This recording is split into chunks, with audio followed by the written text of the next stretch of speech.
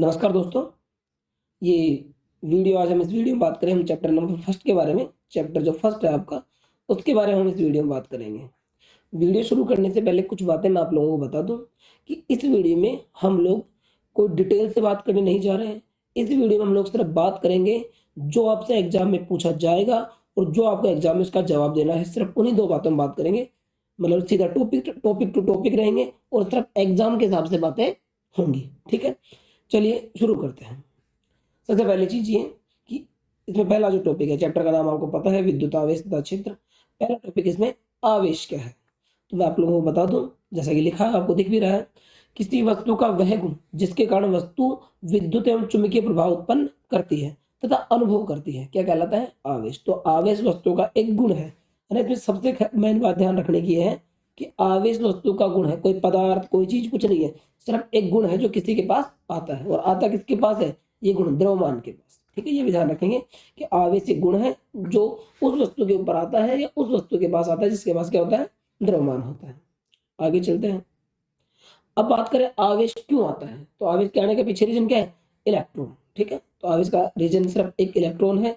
जब इलेक्ट्रॉनों का आदान प्रदान होता है, जब भी कोई वस्तु इलेक्ट्रॉनों का आदान प्रदान करती है, आदान प्रदान का मतलब इलेक्ट्रॉन ग्रहण करती है या इलेक्ट्रॉन त्याग करती है, तो दोनों ही केस में वस्तु पर आवेश आता है।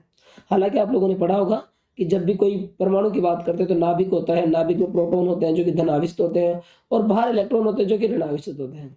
तो भले ही प्रोटॉन के पास धनावेश होता है, लेकिन आवेशन की प्रक्रिया में प्रोटॉन का कोई योगदान नहीं है, प्रोटॉन का स्थानांतरण नहीं होता।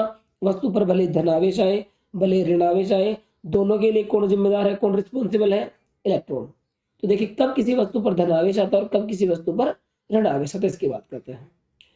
जब कभी ऐसा कोई वस्तु इलेक्ट्रॉन का त्याग कर दे, तो त्याग करने पर इलेक्ट्रॉन जो वस्तु है उस पर इलेक्ट्रॉनों की संख्या कम हो जाती है। जैसे मान लीजिए, सपोज दैट ये हमारे पास किसी एक पदार्थ का परमाणु है और मान लीजिए इसमें ये 8 इलेक्ट्रॉन है। ये ऐसा मैं दिखा देता हूँ, मान लेते हैं इसके अंदर, इसका जो नाभिक है उसके अंदर 6 प्रोटॉन है, तो 6 ही क्या होंगे? बाहर इलेक्ट्रॉन होंगे। अब कभी ऐसा होता है कि वस्तु इलेक्ट्रॉन का त्याग कर देती है। देखो, 6 प्रोटॉन जो कि पॉजिटिव और 6 इलेक्ट्रॉन जो कि नेगेटिव, तो पहले इसका टोटल आवेश कितना था? 0। लेकिन अगर ये एक इलेक्ट्रॉन दान कर देती है, तो दान करने पर प्रोटॉन तो 6 ही रह जाएंगे, लेकिन इलेक्ट्रॉन कितने हो जाएंगे? 5। तो अब अगर इन दोनों को आप कैलकुलेट करोगे कितना आएगा? +1। यानी जैसे इलेक्ट्रॉन दान किया तो इलेक्ट्रॉन की कमी हुई, इलेक्ट्रॉन की कमी हुई मतलब ऋणावेश की कमी हुई, ऋणावेश की कमी हुई मतलब धनावेश बढ़ गया। तो जब किसी वस्तु में इलेक्ट्रॉनों की संख्या प्रोटॉनों की संख्या से कम होती है, तो वस्तु पर कैसा आवेश रहता है? धनावेश रहता है। ठीक है, जब किसी वस्तु पर इलेक्ट्रॉनों की संख्या प्रोटॉनों की संख्या से कम होती है तो वस्तु पर धनावेश होते हैं। ठीक है, आगे चलते हैं। इसी तरीके से किसी वस्तु पर ऋणावेश कब आता है? जब भी कभी ऐसा हो कि कोई वस्तु इलेक्ट्रॉन ग्रहण कर ले, जैसे इसी की बात कर लेते हैं, अगर इसमें एक इलेक्ट्रॉन और एक्स्ट्रा आ जाए तो इलेक्ट्रॉनों की संख्या 7 हो जाएगी, प्रोटॉनों की संख्या वही 6। अब कैलकुलेट करेंगे तो -1। यानी जब जब कभी ऐसा हो कि कोई वस्तु इलेक्ट्रॉन ग्रहण कर ले तो उसके ऊपर कैसा आएगा? ऋणावेश आएगा। ठीक है, अगर ग्रहण करने पर क्या होगा? इलेक्ट्रॉनों की संख्या बढ़ जाएगी और प्रोटॉनों की संख्या कम हो जाएगी। इलेक्ट्रॉनों की संख्या ज्यादा होगी प्रोटॉनों की संख्या से, और जब भी इलेक्ट्रॉनों की संख्या प्रोटॉनों की संख्या से ज्यादा होगी तो वस्तु पर कैसा आवेश आएगा? ऋणावेश आएगा। ठीक है, इसमें दो ही बातें ध्यान रखने की है। एक, आवेश की प्रक्रिया में प्रोटॉन का कोई रोल नहीं होता है। आवेश से धनावेश से ऋणावेश किसके कारण आता है? इलेक्ट्रॉन के स्थानांतरण के कारण आता है। धनावेश कब आता है? जब कोई वस्तु इलेक्ट्रॉन दान कर देती है, दान करने पर इलेक्ट्रॉनों की उसमें कमी हो जाती है और प्रोटॉनों की संख्या बढ़ जाती है, तब उस पर धनावेश रहता है। किसी वस्तु पर ऋणावेश कब आता है? जब कोई वस्तु इलेक्ट्रॉन ग्रहण कर लेती है, ग्रहण करने से वस्तु पर इलेक्ट्रॉनों की संख्या बढ़ जाती है, प्रोटॉनों की संख्या कम हो जाती है, इस कारण वस्तु पर ऋणावेश आ जाता है। एक और तीसरी बात ध्यान रखने की है, क्या धनावेश वस्तु में ऋणावेश नहीं होता? तो जवाब है बिल्कुल, धनावेश वस्तु में भी ऋणावेश होता है, लेकिन ऋणावेश का मान धनावेश से कम होता है। ठीक उसी के तरीके से क्या ऋणावेश वस्तु में धनावेश नहीं होता? तो इसका जवाब क्या है कि ऋणावेश वस्तु में धनावेश होता है, लेकिन ऋणावेश का मान अधिक होता है, इसलिए वस्तु ऋणावेश का गुण दिखाती है। ठीक, यहां तक क्लियर? आगे चलते हैं। अगर किसी में इलेक्ट्रॉनों की संख्या प्रोटॉनों की संख्या के समान होने पर वस्तु या परमाणु कैसा होगा? उदासीन होगा। यानी जितने प्रोटॉन अगर उतने ही क्या हो? इलेक्ट्रॉन। जितने प्रोटॉन उतने ही इलेक्ट्रॉन, तो वस्तु का कुल आवेश कितना होगा? 0 होगा। ठीक, आगे चलते हैं। जब वस्तु धनावेशित होती है तो द्रव्यमान में कमी होती है क्योंकि इलेक्ट्रॉन चले जाते हैं। ये बात ठीक है? देखो, अब कोई वस्तु धनावेशित कब होगी? जब इलेक्ट्रॉन का दान कर देगी या त्याग कर देगी, जब कोई वस्तु इलेक्ट्रॉन का त्याग या दान कर देगी तो इलेक्ट्रॉनों की संख्या कम होगी, यानी इलेक्ट्रॉन चले गए। अब इलेक्ट्रॉन जाने का मतलब है इलेक्ट्रॉन का खुद का द्रव्यमान होता है 9.1 गुणा 10⁻³ किलोग्राम। यानी इलेक्ट्रॉन जाने का मतलब है एक इलेक्ट्रॉन जब जाएगा तो इतना द्रव्यमान लेकर चला गया। तो जब भी कोई वस्तु धन आवेश होगी मतलब इलेक्ट्रॉन दान करेगी, इलेक्ट्रॉन दान करेगी मतलब इतना द्रव्यमान चला जाएगा, तो द्रव्यमान में क्या होगी? कमी। तो जब वस्तु धन आवेश होती है तो द्रव्यमान में कमी होती है क्योंकि इलेक्ट्रॉन चले जाते हैं। ठीक उसी तरह से अगर कोई वस्तु ऋणावेश होती है तो इलेक्ट्रॉन ग्रहण करेगी तो इतना द्रव्यमान उसके पास आ जाएगा, इसका मतलब द्रव्यमान बढ़ जाएगा। तो इसी प्रकार जब कोई वस्तु ऋणावेश होती है तो वस्तु के द्रव्यमान में वृद्धि होती है क्योंकि इलेक्ट्रॉन आ जाते हैं। सिंपल, ठीक है, यहां तक मेरे हिसाब से क्लियर होगा आपका। अच्छा, अगर हमें ये कमी पता करनी होगी कितनी कमी हो तो देखिए उसके लिए सपोज दैट मान लेते हैं कोई वस्तु एक इलेक्ट्रॉन का द्रव्यमान मान लेते हैं एम ही है और कोई वस्तु एक इलेक्ट्रॉन का दान करती है, सपोज दैट मान ली दान कर दिया, एक इलेक्ट्रॉन दान कर दिया तो उसकी जो द्रव्यमान में जो कमी होगी, द्रव्यमान की कमी को मैं बोल देता हूँ डेल्टा। कितनी होगी? एक गुणा एक इलेक्ट्रॉन का द्रव्यमान, एक इलेक्ट्रॉन के द्रव्यमान के बराबर ही कम होगा। अगर कोई वस्तु 2 इलेक्ट्रॉन का दान करती है तो द्रव्यमान में कितनी कमी होगी? 2 इलेक्ट्रॉन के द्रव्यमान के बराबर। एम यहाँ पर इलेक्ट्रॉन का द्रव्यमान है और 3 करते तो इसी तरीके से 3 इलेक्ट्रॉन के द्रव्यमान के बराबर। ऐसे इसी कोई वस्तु मान लीजिए n इलेक्ट्रॉनों का दान कर देती है तो द्रव्यमान में कभी कितनी होगी? NMe। ठीक है, और अगर वो ग्रहण कर लेती है तो इतनी क्या हो जाएगी? उसके द्रव्यमान में वृद्धि। तो यदि कोई वस्तु n इलेक्ट्रॉनों का आदान प्रदान करती है तो उसके द्रव्यमान में जो परिवर्तन होगा, परिवर्तन को हम डेल्टा एम से दिखाएंगे। वो परिवर्तन कितना होगा? n गुणा Me, m के नीचे m और m ही क्या है यहाँ पर? इलेक्ट्रॉन का द्रव्यमान जो कि होता है 9.1 गुणा 10⁻³ और n है ये जो स्मॉल n आपको दिख रहा है, स्मॉल n है इलेक्ट्रॉनों की संख्या। तो ये सूत्र लगाकर आप लोग कभी जो द्रव्यमान में कमी या वृद्धि उसके बारे में पता कर सकते हैं भाई कितनी कमी हुई है कितनी वृद्धि हुई है। इसके लिए सिर्फ आपको एक चीज की जरूरत पड़ेगी, इलेक्ट्रॉनों की संख्या की, कि कितनी इलेक्ट्रॉनों की संख्या। ठीक है, इसमें रखेंगे इलेक्ट्रॉनों की संख्या, एक इलेक्ट्रॉन का द्रव्यमान हमारे पास हमेशा रहेगा 9.1 गुणा 10⁻³ रखेंगे और हल कर लेंगे। ठीक, आगे चलते हैं।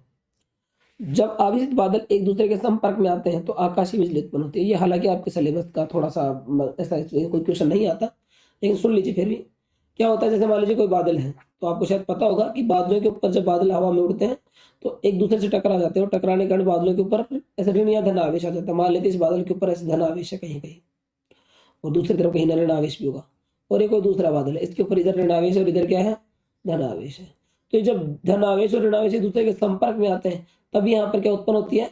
आकाशीय बिजली। तो बिजली चमक, क्योंकि ये दोनों प्लस माइनस क्या करते हैं? स्पार्किंग करते हैं। तो इसमें अगर कोई क्वेश्चन बनता है ना बराबर चांस है तो बनता तो सिर्फ यही होगा कि आवेशित बादलों के ये बिजली क्यों चमकती है, तो इसका सिंपल सा काम है आवेशित बादलों के संपर्क में आने से ना।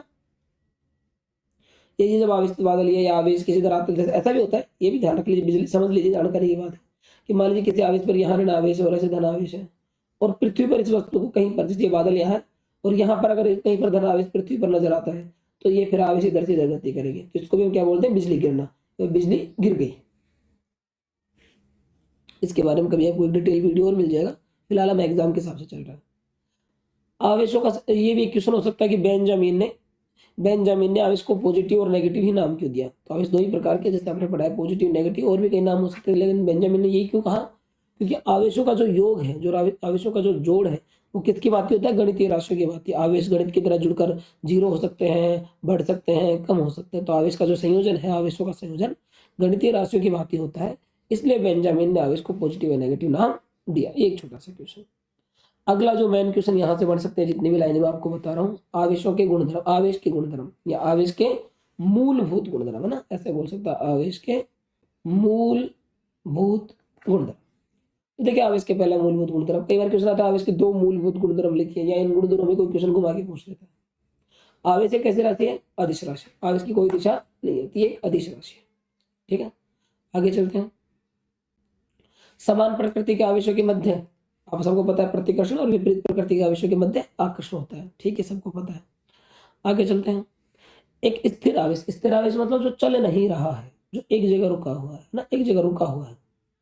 एक स्थिर आवेश के चारों ओर एक क्षेत्र उत्पन्न होता है, जिसको क्या बोलते हैं? विद्युत क्षेत्र। तो हम लिख सकते हैं एक स्थिर आवेश अपने चारों ओर विद्युत क्षेत्र उत्पन्न करता है। ठीक है, उसी तरीके से देखिए एक गतिशील आवेश, और वो गतिशील वेग ऐसा जो एक समान वेग से, एक समान वेग का मतलब जिसका वेग बदल नहीं रहा हो। ठीक है, या जिसके ऊपर लगने वाला बल कितना हो? शून्य। तो कोई अगर आवेश एक समान वेग से गतिशील है तो अपने चारों तरफ विद्युत क्षेत्र व चुंबकीय क्षेत्र दोनों उत्पन्न करता है। तो वो दोनों क्षेत्र उत्पन्न करेगा, विद्युत क्षेत्र और चुंबकीय क्षेत्र, ठीक है, एक समान वेग से गतिशील आवेश। इसी तरीके से देखिए, अगर वो जो आवेशित कण है उसका वेग कैसा हो, असमान वेग हो। असमान वेग का मतलब होता है वेग बदल रहा है, और वेग बदलना ही क्या है, त्वरण, मतलब वेग बदल रहा है, उसके अंदर क्या है, त्वरण है। तो आप उसको बोल सकते हो असमान वेग से गतिशील आवेश, या उसको बोल सकते हो त्वरित आवेश, या दोलन गति करता हुआ आवेश। कोई आवेश जब दोलन करता है तब भी उसका वेग बदलेगा, क्योंकि दोलन में ऐसा होता है, पहले जब जब कोई वस्तु दोलन करती है, इधर जाती है, धीरे धीरे वेग कम होता है, फिर नीचे आती है, वेग बढ़ता है, तो फिर वेग यहाँ जाता है, तो दोलन में वेग बदलता है। तो कोई सी बात असमान वेग से गतिशील आवेश, त्वरित आवेश या दोलन गति करता हुआ आवेश, ये जो अगर कोई ऐसा है, एक ही बात है तीनों, तो वो आवेश क्या करेगा, विद्युत क्षेत्र, चुंबकीय क्षेत्र व विद्युत चुंबकीय तरंगे उत्पन्न करता है। वो तीनों चीजें उत्पन्न करता है। स्थिर आवेश सिर्फ विद्युत क्षेत्र, गतिशील आवेश विद्युत क्षेत्र मतलब इलेक्ट्रिक फील्ड व चुंबकीय क्षेत्र मैग्नेटिक फील्ड दोनों, और गतिशील आवेश जो त्वरित आवेश है, सॉरी, वो विद्युत क्षेत्र, चुंबकीय क्षेत्र और विद्युत चुंबकीय तरंग।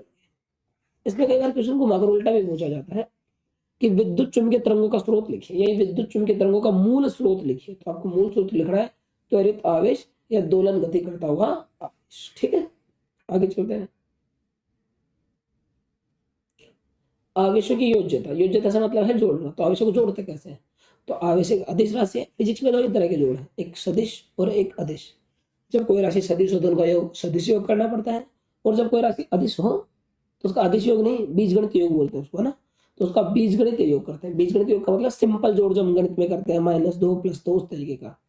तो आवेश अदिश राशि है, इसलिए किसी भी निकाय, निकाय का मतलब कोई भी ऐसा सिस्टम जहां पर बहुत सारे आवेश मौजूद हो, तो किसी भी निकाय का जो कुल आवेश होगा वो उसमें उपस्थित सभी आवेशों का बीजगणितीय योग होगा। मतलब आप उनको टोटल करना है। जैसे देखिए ये एक डिब्बा दिखाया है, एक निकाय जिसमें एक +2 क्यों आवेश, एक -3 क्यों, एक +4 क्यों, एक -2 क्यों, तो इसका कुल आवेश क्या होगा, सबका बीजगणितीय योग कर दीजिए। 2 क्यों और देखो -3 क्यों, -2 क्यों, -5 क्यों, ये तो हो गया -5 क्यों, और ये हो गया बड़ा +6 क्यों।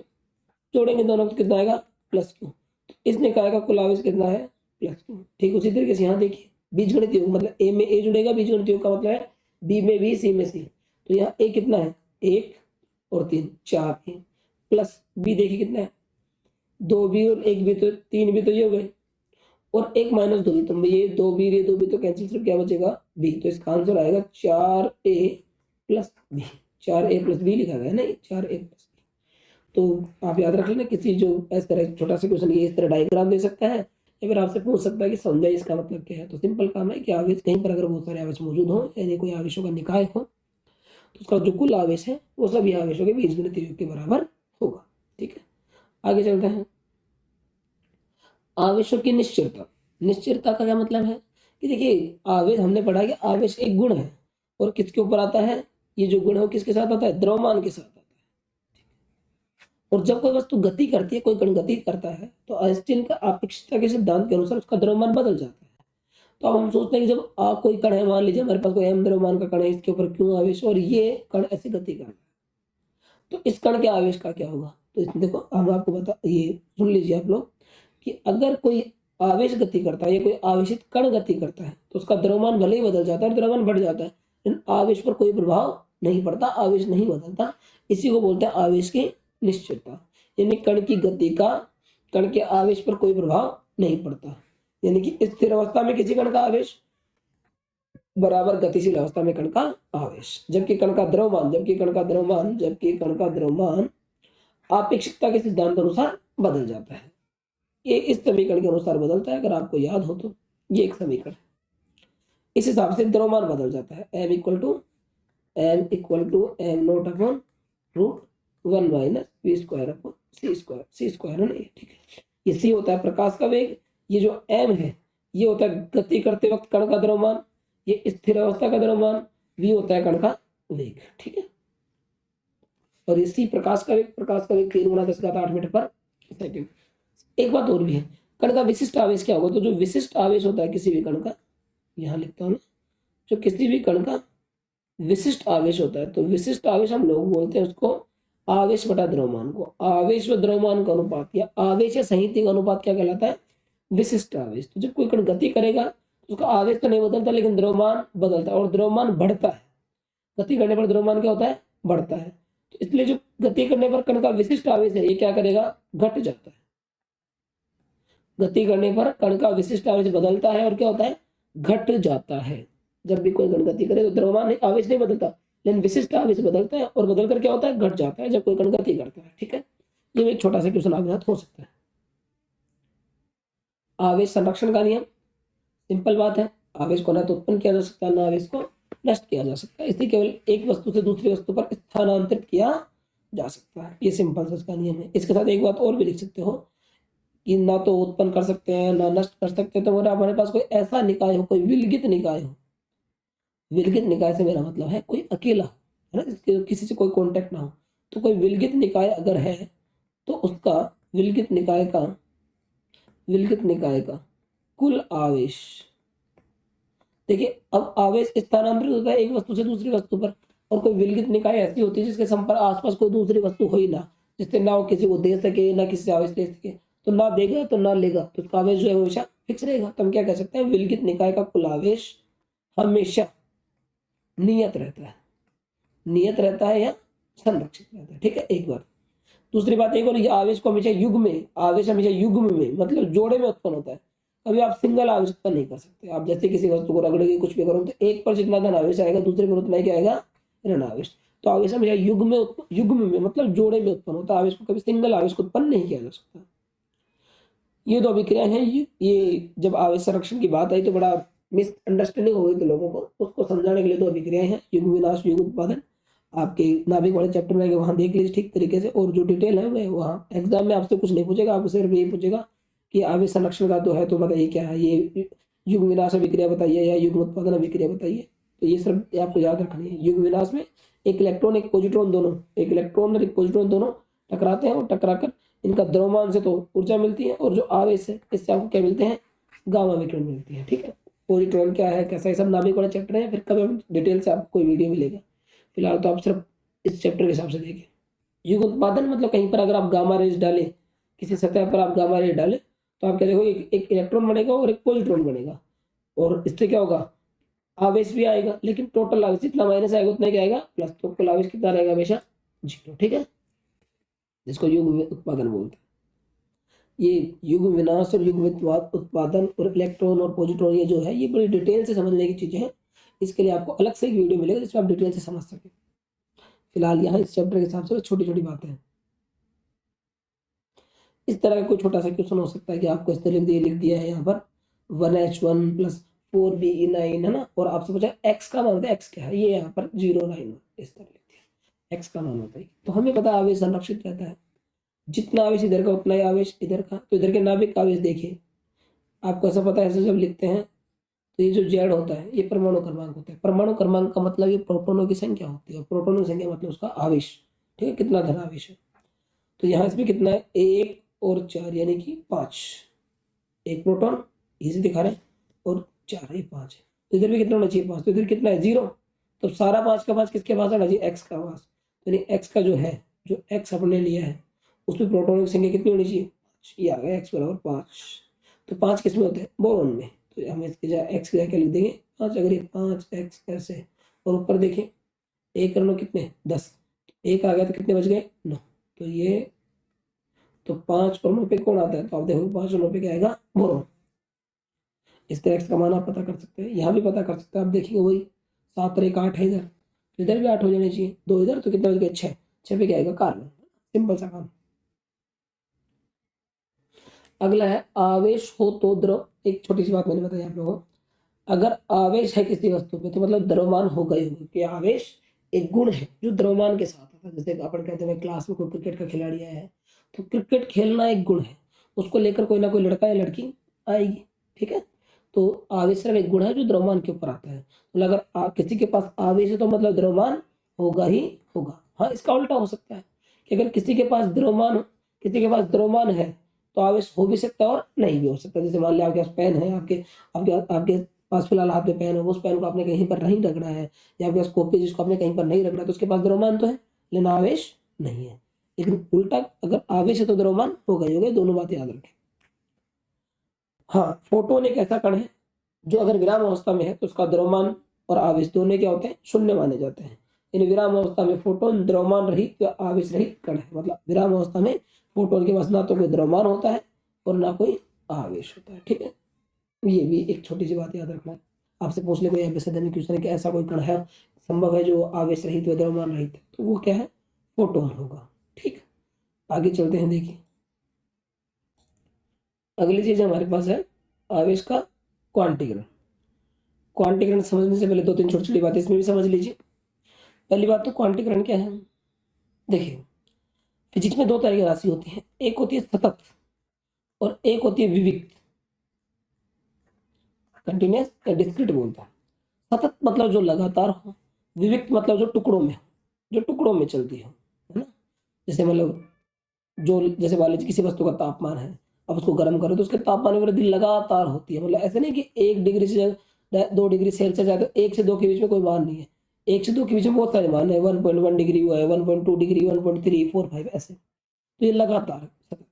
विविक्त ऐसी जिसका एक मान है उसके बाद फिर लगातार बीच के मान है फिर डायरेक्ट कोई ना कोई मान मिले। जैसे मान लीजिए आवेश की बात करते हैं कि मान लीजिए किसी वस्तु ने एक इलेक्ट्रॉन ग्रहण किया तो उसके ऊपर आवेश आएगा 1.6 × 10⁻19 कूलम। अब जैसे वो 2 इलेक्ट्रॉन ग्रहण करते हैं तो उसके बाद डायरेक्ट आवेश कितना आएगा, 2 इलेक्ट्रॉन, मतलब 2 इलेक्ट्रॉनों के बराबर 1.6 × 10⁻19।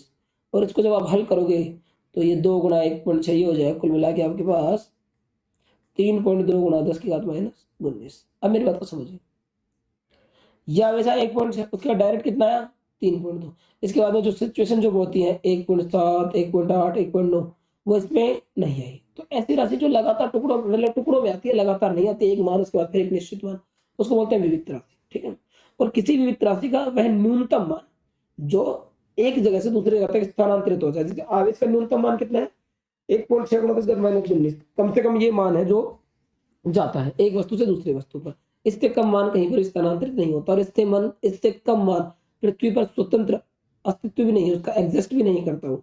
तो अगर आपसे कोई ऐसा भी लिख दे, तो एक छोटा सा क्वेश्चन और भी देखें, कोई अगर ऐसा भी लिख दे कि ये बताइए 0.6 × 10⁻19 कूलम क्या आवेश से संभव है, तो आप कहोगे नहीं ये संभव नहीं है। कोई लिख दे 1.6 × 10⁻20 कूलम, ये संभव है, नहीं है, -20 -19 से कम है। ठीक है, तो ये संभव ही नहीं है।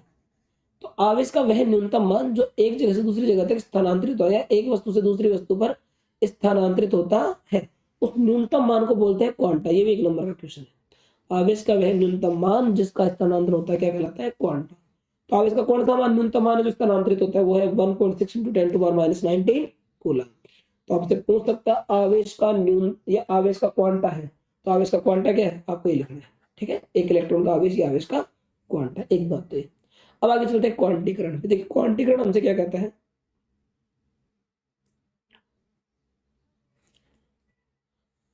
आवेश के क्वांटीकरण का जो नियम है, अगर आपसे पूछे आवेश के क्वांटीकरण का नियम लिखिए, क्वांटीकरण को समझाइए, तो आपको फिर यहां से लिखना है। ठीक है, आवेश के क्वांटीकरण के अनुसार किसी वस्तु पर आवेश इलेक्ट्रॉन के आवेश के पूर्ण गुणज के बराबर होता है। तो इसका मतलब थोड़ा सा मैं समझाता हूँ क्या है। देखिए थोड़ी देर के लिए, और मैं पीछे चलता हूँ, यहाँ अपने पास जगह है। अब मेरी बात को समझने की कोशिश करिए।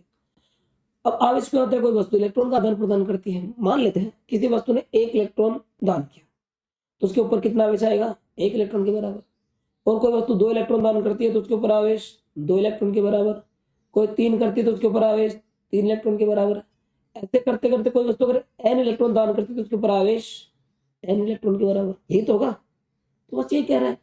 अब ये बताओ, इसमें कोई बीच में ये कंडीशन आ सकती है कि किसी वस्तु के ऊपर आवेश 1.5 इलेक्ट्रॉन के बराबर हो, या किसी वस्तु के ऊपर आवेश आधे इलेक्ट्रॉन के बराबर हो, या किसी वस्तु के ऊपर आवेश 3.25 इलेक्ट्रॉन, है ना, 3 से 1/4 इलेक्ट्रॉन के बराबर आवेश हो।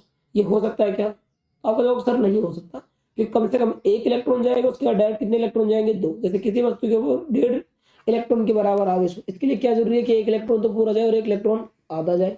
तो इलेक्ट्रॉन को तोड़कर जाने की व्यवस्था नहीं है। तो किसी के बगैर तो 1 के बराबर क्या, 2 के बराबर क्या, 3 4, तो ऐसे लिख दिया। और n क्या है, पूरी संख्या, 1 2 3 4, n क्या है, पूरी संख्या। तो इसलिए हम क्या कहते हैं, किसी वस्तु पर जो आवेश होगा वो इलेक्ट्रॉन, ई क्या है यहाँ पर, इलेक्ट्रॉन के आवेश के पूर्ण गुणज के बराबर होगा, n पूरी संख्या है। तो यह है q बराबर n। अब इसमें एक बात और भी, अगर इस वस्तु ने इलेक्ट्रॉन दान किए हैं तो उस पर प्लस आवेश, और वस्तु ने इलेक्ट्रॉन ग्रहण किए तो उतने ही माइनस आवेश। तो q बराबर +- n। तो आप यहाँ लगा सकते हैं,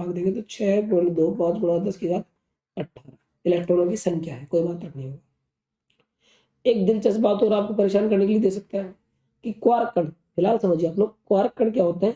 ऐसे छोटे छोटे कण जिनसे समझिए इलेक्ट्रॉन मिलके बने, जिनसे प्रोटॉन मिलके बने, ऐसे छोटे छोटे कण, ठीक है, जिनका आवेश इलेक्ट्रॉन से कम होता है। लेकिन बड़ी बात क्या है कि इनका स्वतंत्र अस्तित्व नहीं होता, मतलब ये सिंगल अकेले कहीं नहीं मिलते, 3 4 5 7 मिलते हैं।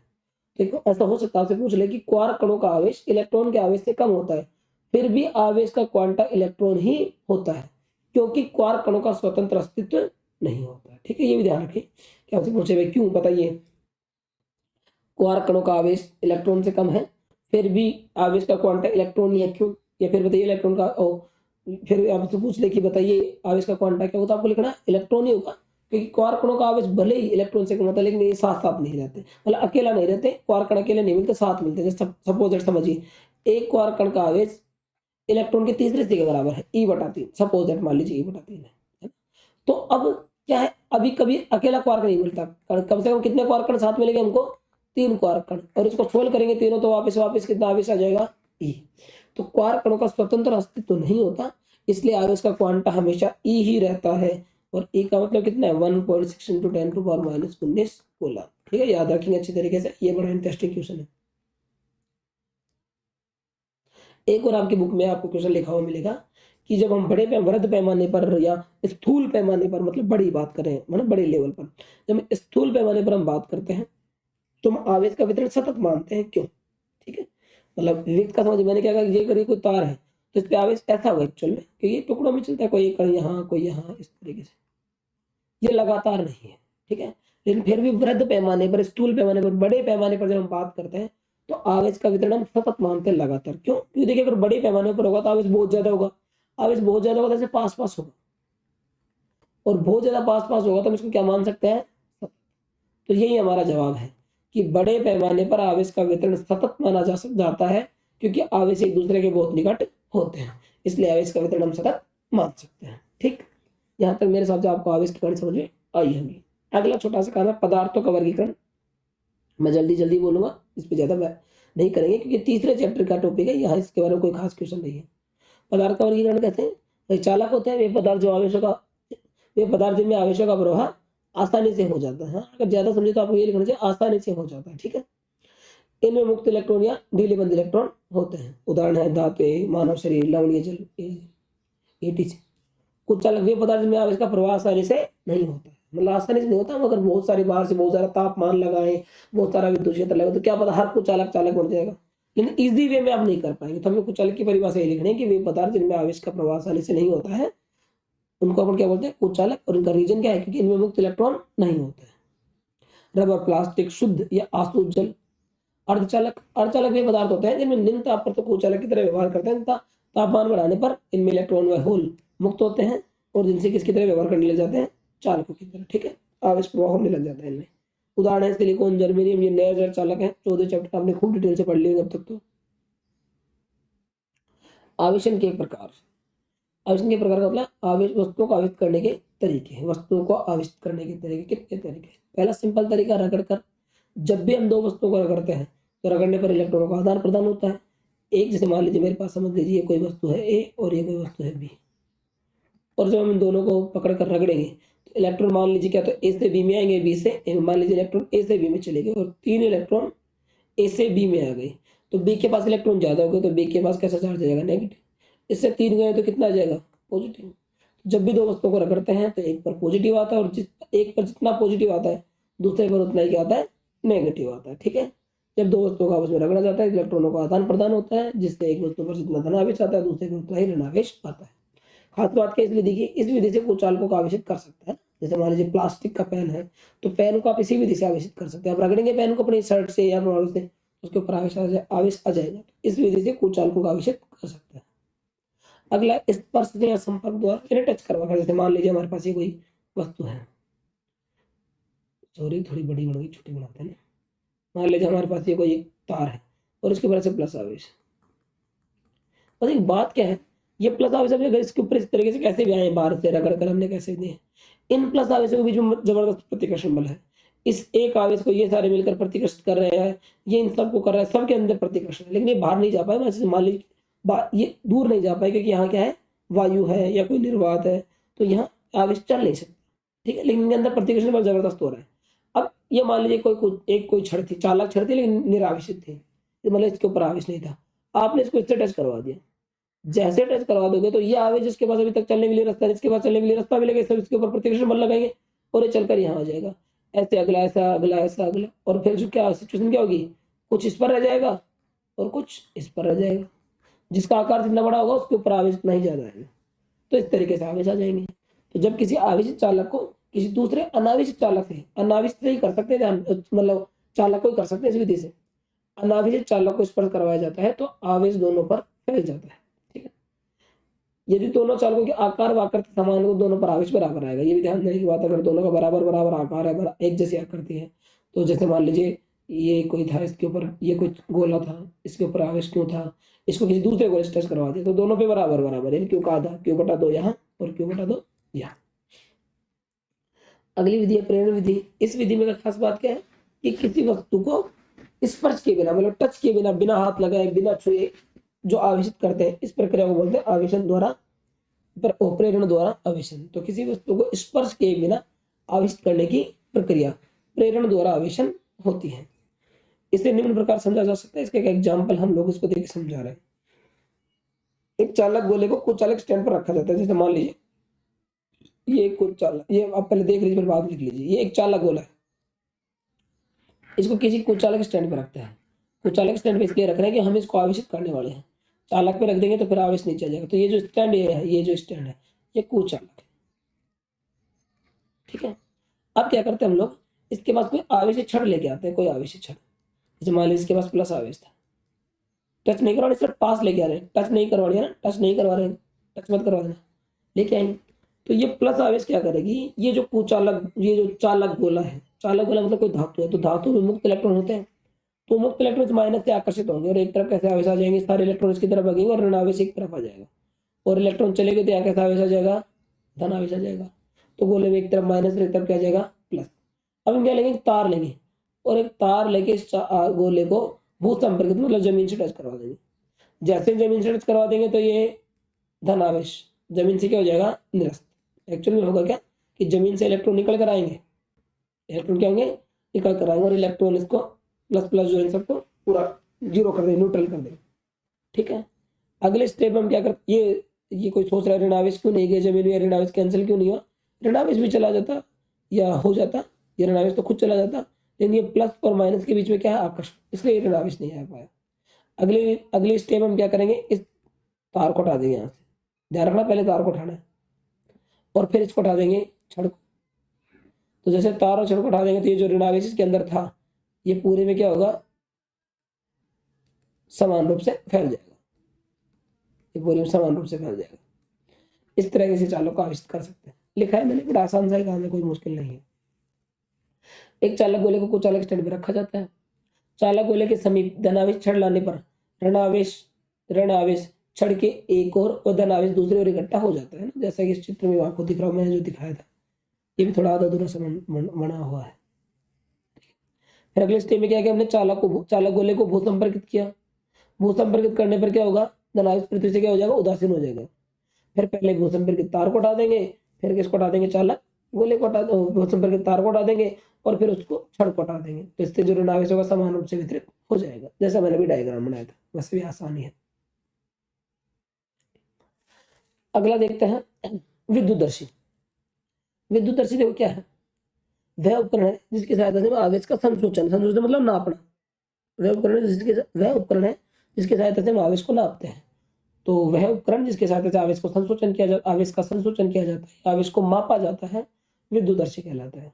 हम आवेश के संसूचन के लिए स्वर्णपत्र विद्युतदर्शी का उपयोग करते हैं। ये स्वर्णपत्र विद्युतदर्शी उसमें मतलब सोने की पत्तियां लगाएंगे अपन, ये एल्यूमिनियम की पत्तियां भी होती हैं। तो फिलहाल अपन स्वर्णपत्र विद्युतदर्शी की यहाँ बात कर रहे हैं। बनावट क्या है देख ले, छोटा सा काम है ना, ऐसा इसमें है। बनावट में क्या है, एक ऐसा हम कोई कांच का बर्तन लेते हैं, इस तरह का जार, ठीक है। इसके अंदर क्या करते हैं, एक रबर की कॉर्क लगा के, कॉर्क समझते हैं, रबर की डार्ट समझ लीजिए आप लोग, ताकि बाहर का वातावरण और अंदर का वातावरण अलग अलग रहे। बाहर के वातावरण पर अंदर के वातावरण का कोई प्रभाव ना पड़े और अंदर के पे बाहर का कोई प्रभाव ना पड़े, ठीक है। तो एक ऐसे रबड़ की कॉर्क लगाते हैं और इसके अंदर एक धातु की छड़ लगाते हैं। छड़ के निचले सिरे पर 2 सोने की पत्तियां लगाते हैं और ऊपरी सिरे पर एक धातु की चकती लगा देते हैं। चकती ऐसी होती है जो अंदर से भरी हुई है। बस इसकी सिंपल सी बनावट है। जब किसी धन आवेश मतलब जब किसी का आवेश पता करना हो, धन हो ऋण हो, उसको ला किससे टच करवाते हैं। जैसे टच करवाएंगे आवेश चकती से होता हुआ इस रोड पर आएगा, रोड से होता हुआ कहाँ आएगा, नीचे। ये आने के बाद दोनों छोरों पर समान रूप से चला जाएगा। दोनों सोने की पत्तियों पर, जो नीचे लगी है सोने की पत्तियां, दोनों सोने की पत्तियों पर समान रूप से फैल जाएगा। अब दोनों सोने की पत्तियों पर समान रूप से एक जैसा आवेश होगा तो एक दूसरे से दूर हटेंगे। जैसे मतलब पहले ये ऐसे थी और जैसे ही इनके ऊपर आवेश आएगा तो इनके बीच थोड़ा सा कोण बढ़ेगा, एक दूसरे से दूर हटेंगे और इनके बीच में कोई ना कोई कोण बनेगा। इसी कोण के आधार पर आवेश का क्या किया जाता है, संसूचन किया जाता है, ठीक है। देख लीजिए, इसमें कांच का पात्र होता है जिसके मुख पर रबर की कॉर्क लगी होती है। इसमें एक धातु की छड़ लगाई जाती है। छड़ के ऊपरी सिरे पर चकती लगी होती है। छड़ के ऊपरी, ये सिरे ना, ऊपरी सिरे पर चकती लगी होती है तथा निचले सिरे पर 2 सोने की पत्तियां लगाई जाती है। ये इसकी छोटी सी बनावट है। कार्यविधि, जिस छड़ का आवेश ज्ञात करना है उसे चकती से स्पर्श करवाया जाता है, जिससे आवेश छड़ से होता हुआ सोने की पत्तियों पर पहुंच जाता है, जिससे पत्तियां एक दूसरे को प्रतिकर्षित करती हैं और इसी आधार पर आवेश का संसूचन किया जाता है। ये सिंपल सा काम, ठीक है। एक छोटा सा टॉपिक और है, आवेश व द्रव्यमान व आवेश में अंतर। तो सिंपल सा अंतर तो आपको दिख रहा है, आवेश का मात्रक कूलाम होता है, जबकि द्रव्यमान का मात्रक क्या होता है, किलोग्राम। एक अंतर, आवेश हमेशा संरक्षित रहता है, ये बदलता नहीं, जबकि द्रव्यमान बदल जाता है। कब बदलता है द्रव्यमान, जब कोई वस्तु गति करती है तो द्रव्यमान बदल जाता है। और देखिए, आवेश पर गति का कोई प्रभाव नहीं होता, द्रव्यमान पर गति का प्रभाव होता है, ठीक। आगे है आवेश का मात्रक। तो आवेश का जो SI मात्रक वो कूलाम है, ठीक है। ये मूल राशि नहीं है, मूल राशि धारा होती है, ध्यान रखना। आवेश का मात्रक कूलाम है। और जो यहाँ आपने 10th क्लास पढ़ा, धारा बराबर आवेश बटा समय, I बराबर Q/T। तो जो आवेश है, Q/IT लिख रहे हैं, आवेश का मात्रक कूलाम, ये किससे मिलकर बना, धारा का मात्रक एम्पियर और समय का मात्रक सेकंड। एम्पियर इंटू सेकंड से मिलकर क्या बना है, कूलाम। ये ध्यान रखेंगे। आवेश का विमा सूत्र AT हो जाएगा, या लिख सकते हो M0L0T1A1। आवेश मूल राशि नहीं है, ठीक है। कूलाम किससे मिलकर बना है, एम्पियर इंटू सेकंड से मिलकर बना है। आवेश का जो सीजीएस पद्धति में मात्रक होता है वो है, ये इंपॉर्टेंट याद रखना, आवेश का सीजीएस पद्धति में मात्रक स्टेट कूलाम, या उसको बोलते हैं फ्रैंकलिन, या बोलते हैं उसको ESU, स्थिर वैद्युत की इकाई। तो आवेश का सीजीएस पद्धति में मात्रक जनरली हम लोग स्टेट कूलाम बोलेंगे। आवेश का सीजीएस पद्धति में मात्रक स्टेट कूलाम होता है। और 1 कूलाम बराबर होते हैं 3 × 10⁹ स्टेट कूलाम, या 1 कूलाम बराबर 3 × 10⁹ फ्रैंकलिन, या 1 कूलाम बराबर 3 × 10⁹ ESU। ये सब बात एक ही है, स्टेट कूलाम, फ्रैंकलिन और ESU एक ही बात है। आवेश का एक और मात्रक है जिसे बोलते हैं इलेक्ट्रोमैग्नेटिक यूनिट। ESU का मतलब, ESU जो ऊपर बोला है इसका मतलब इलेक्ट्रोस्टैटिक यूनिट, स्थिर वैद्युत की इकाई। और आवेश की एक इकाई EMU, विद्युत चुंबकीय इकाई, या विद्युत चुम्बकीय की इकाई। वो होती है एग कूलाम, और एक एग कूलाम में होते हैं 10 कूलाम। एक एग कूलाम बराबर 10 कूलाम, याद रखेंगे। अब इसका सबसे बड़ा मात्रक होता है फैराड, ठीक है। इसके बाद में बात करेंगे हम कूलाम के नियम की, ये बात हम लोग कल करेंगे।